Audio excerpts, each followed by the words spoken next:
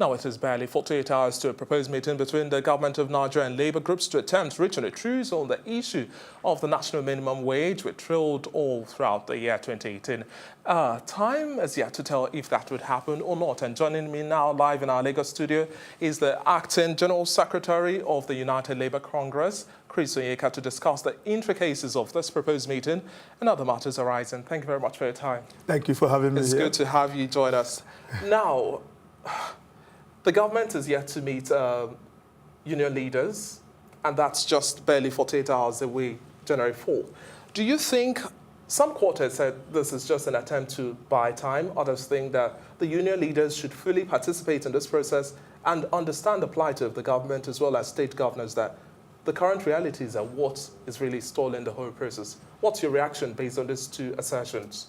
One, it is very, very clear that organized labor will not be part of that meeting. We will not be part of that meeting because on the 20th of December, we had a meeting based on the unfortunate pronouncement by the president that he was going to set up a high-powered technical committee to review the new minimum wage that has been reviewed.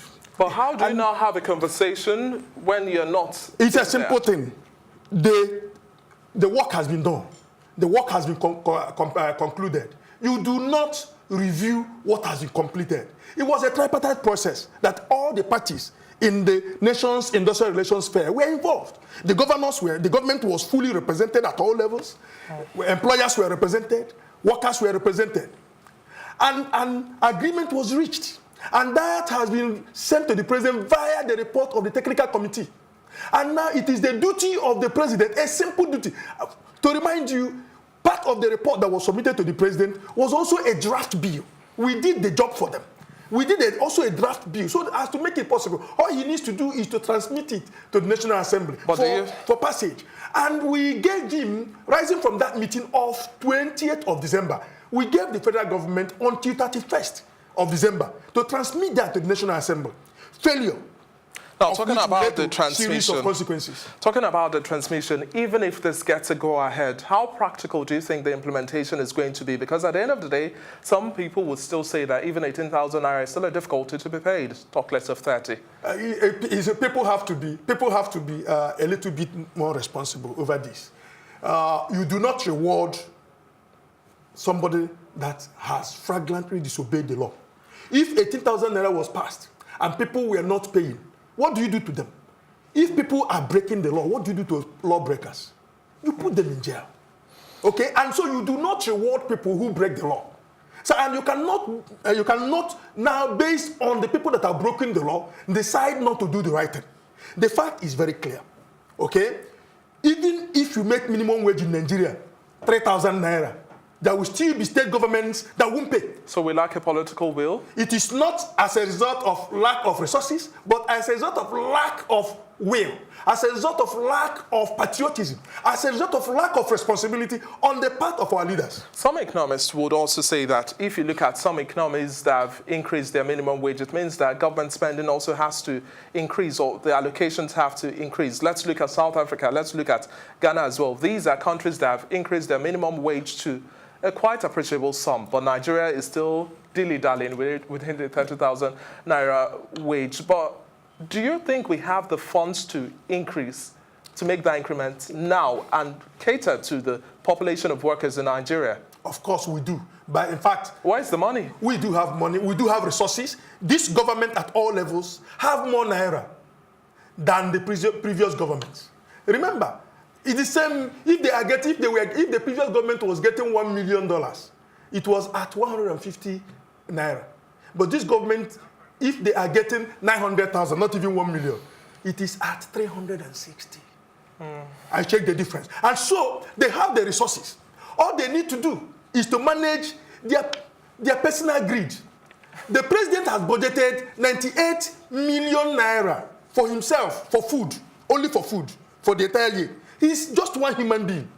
The average worker has a wife. He has 4 kids on the average. I have 6 kids and my wife. That's 8.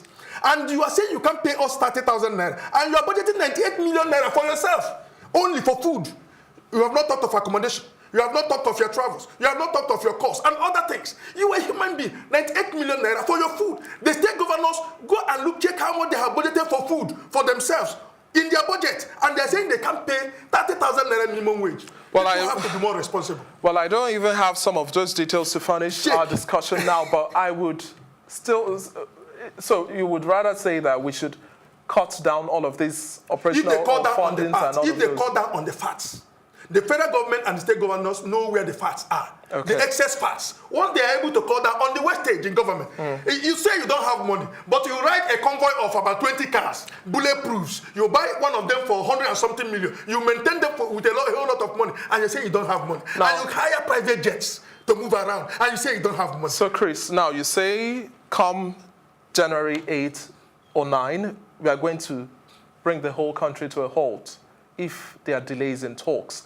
Now, you also just said that the meeting by January 4 is not going to hold from the part of Labour leaders, that you wouldn't be present in that conversation. So doesn't that defeat the purpose? If you're not participating through and through at every stage, then our engagement in the sector has processes. And you do not go back when you have already crossed a stage. That is unprocedural. That is illegal. That is not known to our traditions. That is not known to law. That's not known to international conventions. I don't want to go into that. The Ministry of Labour, for Christ's sake, understands this, and we cannot go back to that. So you're not changing your stance? No, we rejected it when the president announced it. We rejected it, and we cannot go back to our vomit. It is unprocedural. The federal government should do the right thing. So the strike is going to hold? On 8, it's not a strike. On 8, it's a nationwide sensitization campaign across the length and breadth of Nigeria. After that, we can even start the strike immediately on that day. But we also see that at the end of the day, we have strikes, there's a short-term solution, and then the strikes come back again. Why can't Labour also push for a long-term solution instead of having these callbacks and then we stop it? It's a terrible thing. It shows you how responsible and how matured the Labour leaders have been, and how, unfortunately, uncaring the people that represent government have been. We have, at every stage of this process of setting the minimum wage in this country, we have had to force them to do the right thing. Previous governments know. It's always one engagement with them at this level, and the right and the necessary thing about. But these people at every stage, we had to force them to come back. We had to threaten them with strike. Now, Chris, our last question, for the lack of time, let's look at your last words on the way forward, especially with your stance of payment of workers, looking at the fact that we still have lingering issues, investigation into allegations of diversion of bailout funds, the management of the Paris Club refund, and other budget support releases to states. How do you think we can get things right, especially with these funds, and then ensuring that we pay workers? We have a bunch of uncaring people in the position of leadership, in the position of governance at all levels. They collect money on behalf of Nigerian workers and they divert it. Paris refund gone. They went to the federal government and said, okay, we are collecting this on behalf of workers. They collected it, diverted it. It is usual for this government. It's usual for those in power, those that lead us in Nigeria. They see Nigerians as mumu. I mean, we are conquered people that shouldn't do anything. It's What's terrible. your way forward? The way forward is to engage this government once and for all, and which is what we are prepared, that immediately after the sensitization campaign on the 8th of January, if we don't see anything happening, we'll go on indefinite nationwide strike. Definitely, I have all the labor centers have informed their state councils and affiliates, and they are mobilizing. That is why throughout this holiday, I was out there moving around, ensuring that our state councils are doing the needful, that our affiliates are mobilizing. We are mobilizing across Nigeria. Let the government do the needful. That's the only thing that can stop us. We have to protect Nigerian workers. We have to protect Nigerian masses. We have to protect Nigerian economy. Thank you very much for your time. Thank you very much for your time. It's been a pleasure speaking with you. We've been speaking with Chris Onyeka, the Acting General Secretary of the United Labour Congress.